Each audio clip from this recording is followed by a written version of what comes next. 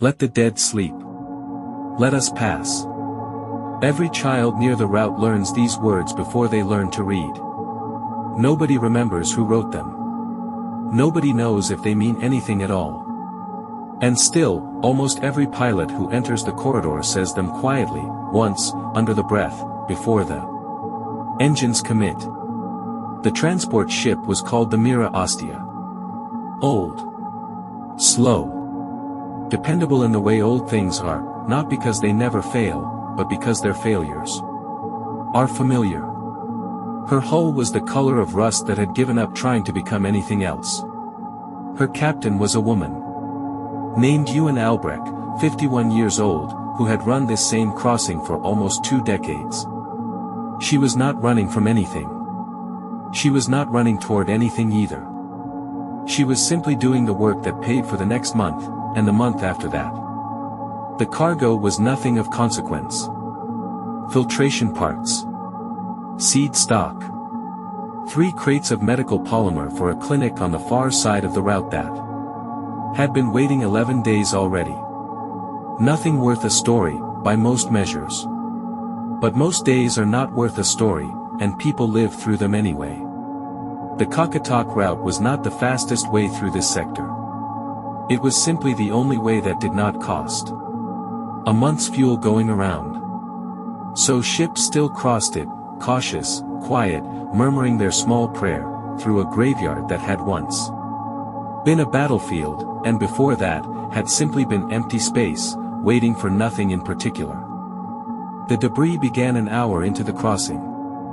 A defense platform, half swallowed by an asteroid that had drifted into it sometime in the last 4 decades, fusing scorched metal to gray stone like a wound that never finished healing. Further on, the long ribs of an anti-missile array, still rotating, slow and useless, tracking nothing, because there was nothing left to track. Ewan did not look at them long. The old pilots never did. Only the young ones stared. They always stared, the first time. Her co-pilot was young. His name was Darrow, and this was his 9th crossing, and he was still at the age where the wreckage felt like it deserved his attention. Did people die in all of these? He asked, the way he always asked, every time, as if the answer might have changed since the last crossing. Some, Ewan said. Not all. Some were just left. Left how? Abandoned. Out of fuel. Out of orders. Out of reasons to come back for them. Darrow said nothing for a while. Out here, that counted as understanding. Halfway through the corridor, the Kakatok appeared. It always appeared the same way, not suddenly, but gradually, the way a mountain appears to someone walking toward it through fog. First a shape too large to be natural. Then a shadow too long to be anything but deliberate. Then, finally, the whole impossible mass of it, filling the forward viewport like a held breath. A Caldor-built heavy assault vessel. The largest warship ever constructed. During the final years of the Veilkite War, it had been ordered to force a passage through the asteroid. Defenses ahead. The route beyond was collapsing, and the High Command had ordered it forward, no matter the cost. During the war, people had called it indestructible. They were nearly right. The Kakatok was never destroyed. It simply could not go any farther. 40 years adrift, and the Kakatok had become something other than a weapon. It was a landmark now. A mile marker. The thing pilots looked for to know they were halfway home. Its hull was dark, no lights, no power, no signal, nothing but the faint glint of starlight along 40 years of micrometeorite scarring. Asteroids had gathered around it the way leaves gather at the base of an old tree, caught in whatever gravity its dead mass still pretended to have. Darrow pressed his hand flat against the viewport glass, the way Ewan remembered doing herself, once, long time ago. It's bigger than they said, he murmured. It always is, Ewan said. The first time. They did not slow down. There was nothing to slow down for. No salvage crews dared approach it. The wrecks, defense platforms and dormant weapons scattered throughout the corridor had claimed enough lives already. The Kakatok simply watched them pass, the way it had watched every ship pass for 40 years, dark and patient and entirely indifferent to being watched in return. Past the wreck, the debris field began to thin. The asteroids grew smaller, sparser, until they were only the ordinary kind, the kind with no history at all, just rock that had always been rock.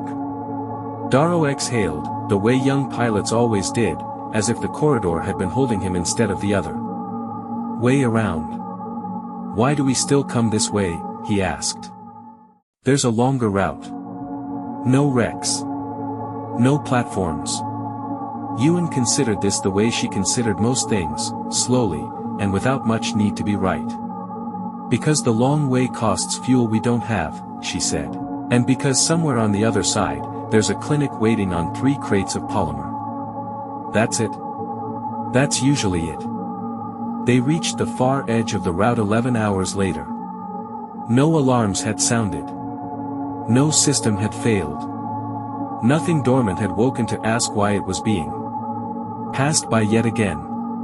The clinic received its polymer 2 days after that, a little late, though not so late that it mattered to anyone. But the ledger. Ewan logged the crossing the way she logged every crossing, date, cargo, fuel burn, nothing more, and did not mention the Kakatok at all, because there was nothing about it that hadn't already been said, by other pilots, on other days, for 40 years. Some wars end on the day a treaty is signed. Others end much later, quietly, in fragments, every time a ship crosses old wreckage without incident, every time a child learns a prayer whose meaning has been forgotten, every time a dark hole goes unremarked because it has simply always been there.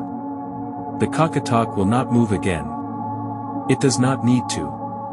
It has become something the war never intended it to be, a marker, a habit, a small and ordinary part of how people find their way home. The dead sleep. The living pass. And somewhere in that quiet, unglamorous arrangement, the only kind of peace this sector has ever really known continues, one crossing at a time.